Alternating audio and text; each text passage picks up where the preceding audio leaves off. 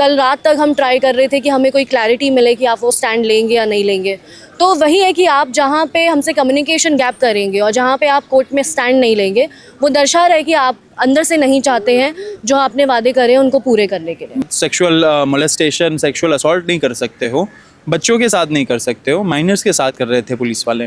तो ये सब पूरे ये विजुअल्स उन्होंने जितना भी कोशिश किया इंटरनेट से हटाने का, सेंसरशिप करके, वीडियोस का टेक डाउन ऑर्डर करके, ये सब लोगों के दिमाग में, जहन में, दिलों में एक तरह से इनक्रिप्शन हो चुका है। उसका मेन रीज़न ही यही था कि हमने पहले ही देख लिया था कि ऐसा आगे होगा, एंड वही चीज़ हुई जहाँ पे कोर्ट का रोल आ गया है। ये कोर्ट का रोल आना ही नहीं था, ये काम सरकार के द्वारा ही होना था।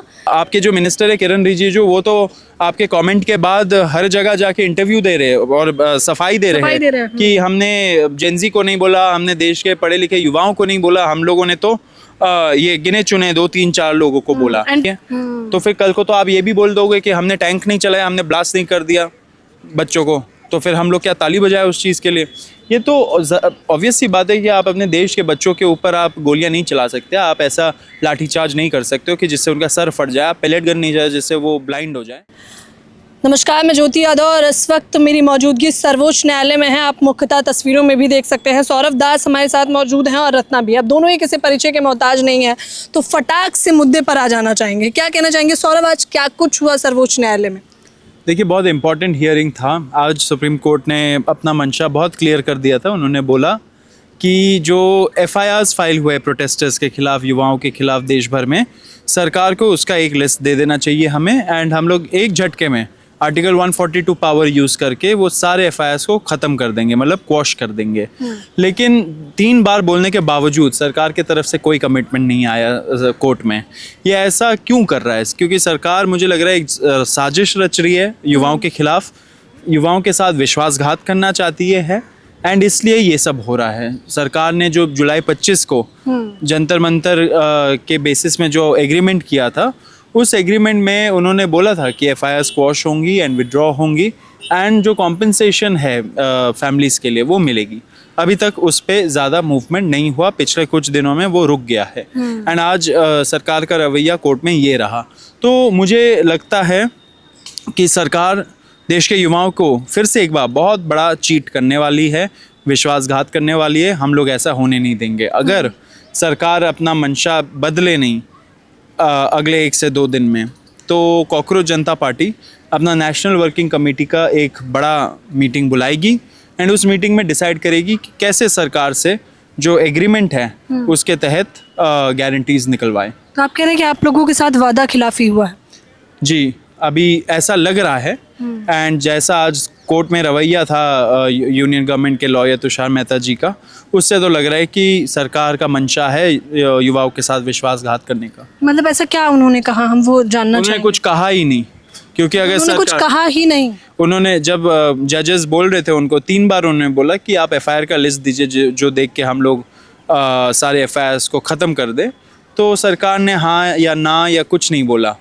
तो इसका मतलब यही है कि वो कमिटमेंट जो उन्होंने दिया था, वो कमिटमेंट को वो बिट्रे करना चाह रही है, गद्दारी करना चाहती है युवाओं के साथ। अच्छा, इसको लेकर हमने देखा स्कूल ठीक करो, आप लोगों ने एक नई मुहिम भी छेड़ रखी है, जिसके बाद हमने एक तस्वीर देखी कि किस प्रकार से मुस्लिम तबके के लोगों को न केवल टारगेट किया जा रहा है बल्कि मोहरा भी बनाया जा रहा है।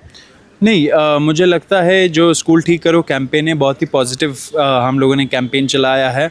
देश भर में युवा रोड पे निकल चुका है, स्कूल के लिए जा रहा है, स्कूल में जाके सोशल ऑडिट कर रहा है। 10 पॉइंट का हम लोगों ने चेकलिस्ट भी निकाला, एंड उसके हिसाब से जो बीजेपी के सरकार है वहाँ पे बंगाल में, उन्होंने हमारे एक CJP के लोकल लीडर के पापा को मार दिया। बीजेपी के कुछ गुंडे उनके घर गए क्योंकि वो सोशल ऑडिट करने गए थे अपने लोकल स्कूल का, गवर्नमेंट स्कूल का, एंड उनको उन्होंने इतना मारा कि उनकी जान ले ली। तो ये सब करके मुझे लगता है जो सरकार में लोग बैठे हुए वो युवा को डराना चाहते हैं, धमकाना चाहते हैं और सप्रेस करना चाहते हैं, उनको कुचल देना चाहते हैं। लेकिन ये सब चीज़ें काम नहीं आएंगी। देश का युवा अभी जग चुका है, जवाब मांग रहा है, रिस्पॉन्सिबिलिटी खुद के हाथों में ले रहा है, एंड ऐसे ही आगे होते जाएगा। मुझे तो लगता है कि जो बीजेपी और ऑपोजिशन के MPs MLAs है, उनको तो साथ चलना चाहिए युवा के, स्कूल जाना चाहिए उनके साथ और देखना चाहिए कि क्या क्या प्रॉब्लम है। ये कैसा अहंकार है कि आप अपने घरों में ही बैठे रहोगे, अपने ऑफिस में ही बैठे रहोगे, अपने मंत्रालय में ही बैठे रहोगे, आप रोड पे उतरोगे ही नहीं, आप युवा के साथ चलोगे नहीं 10 कदम कोई स्कूल की तरफ। ये कैसा अहंकार है? ऐसा नहीं होना चाहिए। बताइए, मुझे ये आखिरी और अहम सवाल है आपसे। मुझे जानना है, जब सरकारें ये स्वीकार करने से ही मना कर देती है कि हमने पैलेट गन का इस्तेमाल किया या लाठीचार्ज किया या बर्बरता करने का मकसद नहीं था, तब ये लड़ाई बतौर प्रवक्ता भी, बतौर व्यक्ति भी कितनी डिफ़िकल्ट हो जाती है आपके लिए? कोई डिफ़िकल्ट नहीं है, पूरा एविडेंस है, सारे वीडियोस पड़े हुए, पूरे देश भर ने, पूरे विश्व ने देखा है कि पुलिस ने कैसी बर्बरता की है देश के युवाओं के साथ जुलाई 20 को। जुलाई 20 is a black day for democracy, ऐसा हम लोग ने डिक्लेयर भी किया था। तो वो जितना भी एफिडेविट में लिख ले या कहीं भी लिख ले, या जितना भी चिल्ला चिल्ला के बोले कि हम लोगों ने तो गोली नहीं चलाई ना, हम लोगों ने तो ये नहीं किया ना, वो नहीं किया, कि मतलब किरण रिजिजू का ये स्टेटमेंट आ रहा है कि हमने गोली तो नहीं चलाई, तो मतलब इन क्या मंशा है आपकी मंशा ये है कि गोली चलना चाहिए, तो फिर कल को तो आप ये भी बोल दोगे कि हमने टैंक नहीं चलाया, हमने ब्लास्ट नहीं कर दिया बच्चों को, तो फिर हम लोग क्या ताली बजाए उस चीज़ के लिए? ये तो ऑब्वियस सी बात है कि आप अपने देश के बच्चों के ऊपर आप गोलियां नहीं चला सकते, आप ऐसा लाठीचार्ज नहीं कर सकते हो कि जिससे उनका सर फट जाए, आप पैलेट गन नहीं जाए जिससे वो ब्लाइंड हो जाए, आप लड़कियों के साथ सेक्सुअल मोलेस्टेशन, सेक्सुअल असॉल्ट नहीं कर सकते हो, बच्चों के साथ नहीं कर सकते हो, माइनर्स के साथ कर रहे थे पुलिस वाले। तो ये सब पूरे ये विजुअल्स उन्होंने जितना भी कोशिश किया इंटरनेट से हटाने का, सेंसरशिप करके, वीडियोस का टेक डाउन ऑर्डर करके, ये सब लोगों के दिमाग में, जहन में, दिलों में एक तरह से इनक्रिप्शन हो चुका है, मतलब कि एक तरह से काली से लिख चुका है ये सारे जो विजुअल्स का जो है। तो ये आप मिटा नहीं सकते हो, ये देश के युवा को पता है, वो भूलेगा नहीं कभी जो आपने किया। तो आप जितना भी चिल्ला लो कैमरा में कि ये नहीं किया, वो नहीं किया, जब टाइम आएगा आपका भी जवाबदेही तय होगा। फ्रेंड से लेकर दिमागी नक्सल तक का सफ़र बहुत जल्दी परिवर्तन आ गया, इतना जल्दी हृदय परिवर्तन नहीं होना चाहिए था, इतना जल्दी परिवर्तन हमारे स्कूलों में हो जाता, हमारे कॉलेजेस में हो जाता तो बहुत अच्छा होता, देश का तरक्की हो जाता। मैं शुरू से ही बोल रहा हूँ कि प्रायोरिटीज़ आर नॉट राइट, ये सरकार आर नॉट राइट, क्योंकि प्रायोरिटी आपका ये है कि जेनजी को कैसे जल्दी से इम्प्रेस कर ले, जेनजी को कैसे कुछ जेनजीज को लेबल दे दे दिमागी नक्सल, मुझे अर्बन नक्सल बोल देते, कभी हम लोग का कैरेक्टर असैसिनेशन का अटेम्प्ट करते, कभी कोई पिक्चर चला देते, कभी कोई वीडियोस डीप फेक वाला चला देते, कभी एआई से यूज़ करके हमारे पिक्चर्स को बदल के वो चला देते। ये सब चीज़ों पे देश का युवा हंसता है, हम लोग तो मज़े में लेते हैं, इसको मीम कंटेंट बोलते हैं। और ये जो सरकार में लोग बैठे बहुत बढ़िया बढ़िया हम लोग को मीम कंटेंट दे रहे हैं, हम लोग तो एंटरटेनमेंट के तरह लेते हैं ये सारी चीज़ें। सरकार में जो लोग बैठे उनको थोड़ा गवर्नेंस पे फोकस करना चाहिए, ना कि बयानबाजी में, कमेंटबाजी में मत जाइए आप। आपके जो मिनिस्टर है किरण रिजिजू, वो तो आपके कमेंट के बाद हर जगह जाके इंटरव्यू दे रहे हैं और सफाई दे रहे हैं कि हमने जेनजी को नहीं बोला, हमने देश के पढ़े लिखे युवाओं को नहीं बोला, हम लोगों ने तो ये गिने चुने 2 3 4 लोगों को बोला, एंटी नेशनल टुकड़े टुकड़े गैंग को बोला। लेकिन आप क्यों पॉलिटिकल बयानबाजी रेड फोर्ट में अगस्त 15 नेशनल डे को कर रहे हो? आप वहाँ पे प्राइम मिनिस्टर के रूप में गए हो, आप वहाँ पे बीजेपी लीडर के रूप में नहीं गए हो, आप पॉलिटिकल भाषणबाजी करने नहीं गए हो। थोड़ा स्टैंडर्ड बढ़ना चाहिए हमारे पॉलिटिकल लीडर्स का, थोड़ा जो क्या बोलते हैं स्टेट्समैनशिप, नैतिकता, ये आनी चाहिए लोगों के अंदर।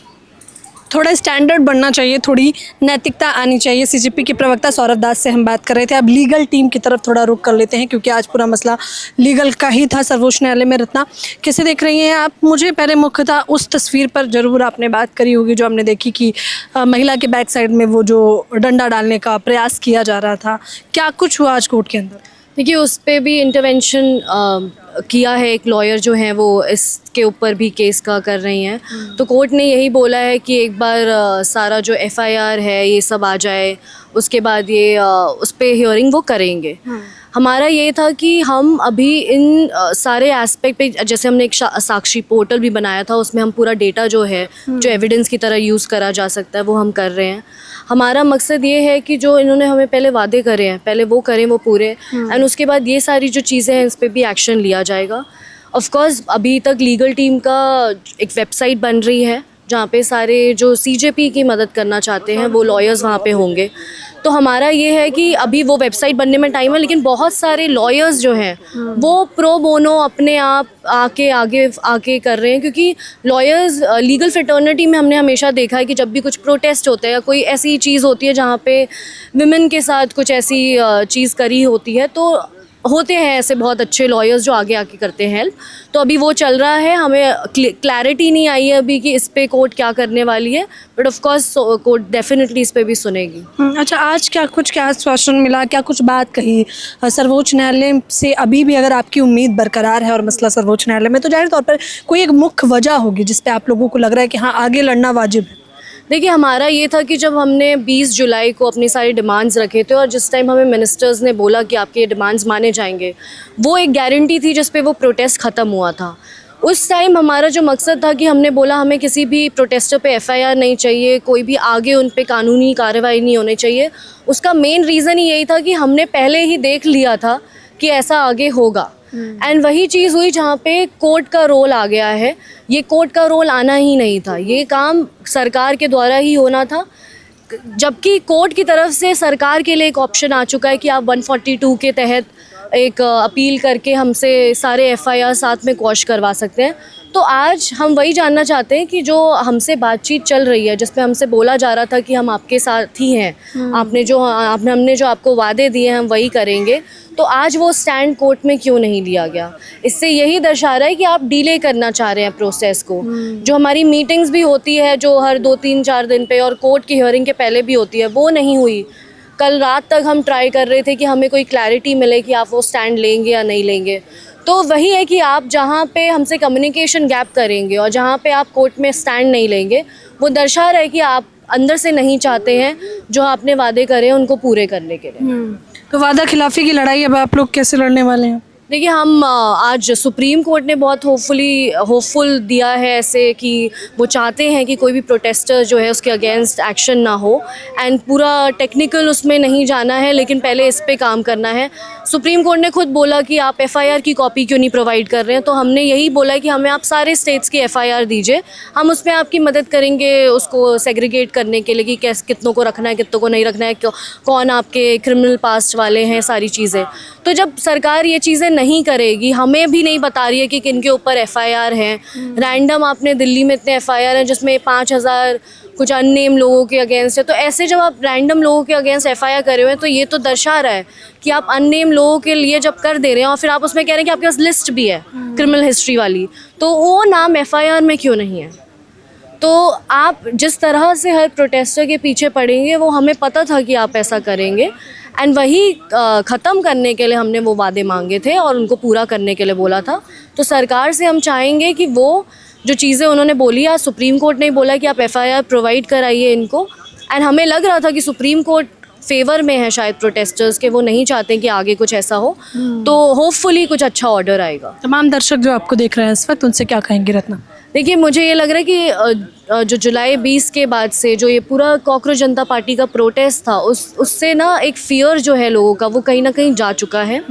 उस प्रोटेस्ट के ख़त्म होते ही हम देख रहे हैं जन अल्फा झारखंड का प्रोटेस्ट अभी बिहार में भी शुरू होने वाला है, तो हमें ये दिख रहा है कि बच्चों का डर, और सिर्फ यूथ का नहीं, छोटे छोटे बच्चों का डर ख़त्म हो चुका है और सब लेजिट चीज़ के लिए डिमांड कर रहे हैं। तो मेरा बस यही है कि जो एक डर लोगों को रहता है कि हम बोलेंगे तो शायद हमें कोई प्रॉब्लम होगी, हमें वो चीज़ हटानी चाहिए, क्योंकि एक डेमोक्रेसी में जितने भी लोग होते हैं उनकी आवाज़ हमेशा सबसे ऊपर होनी चाहिए, सरकार की आवाज़ बाद में होनी चाहिए। इस देश में अभी ऐसा चल रहा है कि सरकार की आवाज़ ऊपर है, लोगों की आवाज़ पीछे थी, लेकिन होपफुली जो ये जंतर मंतर का प्रोटेस्ट हुआ उसके बाद से हमें दिख रहा है कि वो चेंज आ रहा है, एंड सबको इसमें बढ़ चढ़ के पार्ट लेना चाहिए। सबको देश में जो बदलाव लाने चाहिए अच्छे, उनमें पार्ट लेना चाहिए। क्योंकि आप देखिए जो जंतर मंतर का प्रोटेस्ट या झारखंड का एजुकेशन के लिए, अभी स्कूल ठीक करो स्कूल्स के लिए, मतलब कौन नहीं चाहेगा देश में ऐसे बदलाव हो कि हमारे पास एक अच्छा स्कूल हो जहाँ पे गरीब बच्चा भी जाके पढ़ाई कर पाए अच्छे से। सिर्फ अमीर बच्चे ही क्यों कॉलेजेस में जाएं बड़े बड़े, गरीब बच्चे का भी उतना ही हक है, उसको भी अच्छे इन्वायरमेंट में अच्छे इंफ्रास्ट्रक्चर में रह के पढ़ने का हक है। तो ये सब जो बदलाव है वो हम ही ला पाएंगे, और एक प्रेशर जब तक इस गवर्नमेंट पे नहीं क्रिएट होगा, ये लोग आएंगे जाएंगे लेकिन कोई काम नहीं होगा। इनका एक और ये भी रहता है कि ना पास्ट में ये गवर्नमेंट थी तो इनसे नहीं बिल्कुल, बोला कि आपने। कांग्रेस के राज में आपने क्यों नहीं बोला। जब ये मूवमेंट अभी स्टार्ट हुआ है, हमने अभी स्टार्ट करा है, तो हम आज की जो गवर्नमेंट हमें रूल कर रही है, जो गवर्न कर रही है, हम उसके बारे में बात करेंगे। जो हमारे पहले के लोग थे उनको जिस तरह से प्रोटेस्ट करना था उन्होंने तब करा। तो जब जब इवॉल्व भी होते हैं लोग, जिनको जिस टाइम पे जैसे अपना हक मांगना होता है वो उस हिसाब से मांगते हैं। तो लोगों को थोड़ा अपनी मेंटालिटी को ब्रॉड करना चाहिए और सोचना चाहिए कि देश के विकास के लिए क्या मुद्दे हैं, उन पे बात करनी चाहिए। मुख्य तौर पर रत्ना से इस पूरी खास बातचीत पर आप लोग अपनी राय दें, लेकिन रत्ना ने बहुत अहम बात कही है। उन्होंने मुख्यतः कहा कि सरकार की तानाशाही का जवाब अब मुख्य तौर पर जनजी जनरेशन नहीं बल्कि देश की जनता मांगेगी। सरकार अगर इस गलफत में जिंदा है कि वो सर्वोपरि है तो वो भूले ना कि ये लोकतांत्रिक देश है। मुझसे बातचीत करने के लिए, मुझे समय देने के लिए आपका बेहद thank you so much. Cameraman Naved के साथ ज्योति यादव।